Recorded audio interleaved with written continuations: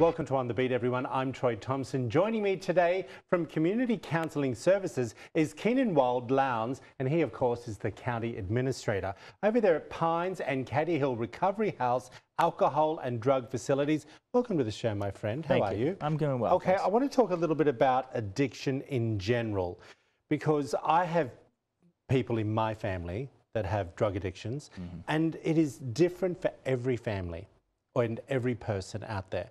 Let's talk a little bit about it in general. Yeah, there's certainly a continuum, right, where just substance use in general, not particularly, bad, and then it can grow into something that is pretty recognizably unhealthy. And so there's a lot of space between substance use and addiction or heavy problematic substance use. Okay, can we get down in the weeds a little bit, if you wouldn't mind? Yeah. Let's talk about some of the ones that are, more harder on you than others. And what are they, and what are you seeing in our community here? Yeah. What's more prevalent?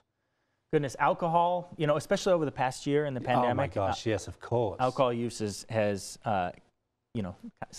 Yeah. And that's the tried and true, right? That's been around a long time. We certainly see our fair share of methamphetamine in our communities, and there is a growing opioids or heroin use as well in a lot of our counties. Right. Where are they getting these from? We know where they're getting the alcohol from. Yeah. They're buying them off the streets. Are they prescription drug addiction? Yeah, most come from the streets. Even prescription pills, people that abuse prescription pills tend to buy them on the street as well. And so, but yeah, I mean, all over, and they find a way. What are some telltale signs? Alcoholism is not such an easy thing to hide. Yeah. I grew up with an alcoholic mother, so we were very aware of those signs. What about prescription drug addiction? That's a hard thing to say you have a problem. Yeah, and it is, and especially because if I go to someone and say, I think you have a problem, that's not always received really well. And so I think about, what's changed in their life. So they used to be very active in certain areas and that's fallen off, or they used to be, dramatic changes where they used to be very reliable and they would be there, and that's less so.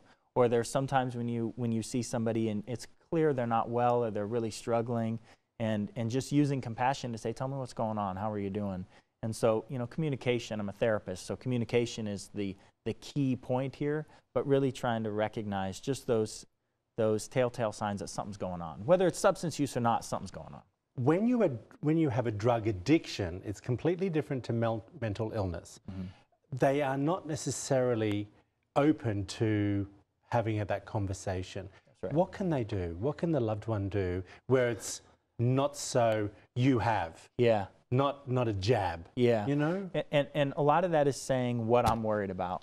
Right. So bring it on to you. Yep. Yeah. I'm worried because I see you not as involved in your kids' sports teams as you used to be, or I'm worried because I'm afraid that you're not eating well or not sleeping as well. And look, most people that have a problem with substance use, they can be approachable at certain times, right?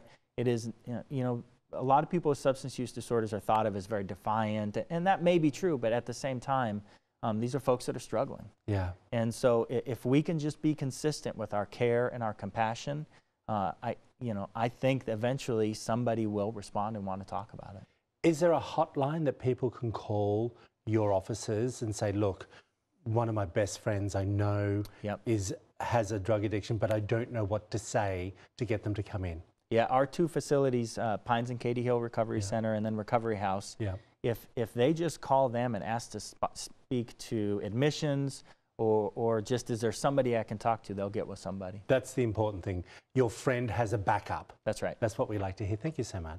We appreciate you. If you want to find out more information, give these people a call. There's all the information up on the screen. We'll be back after this short break.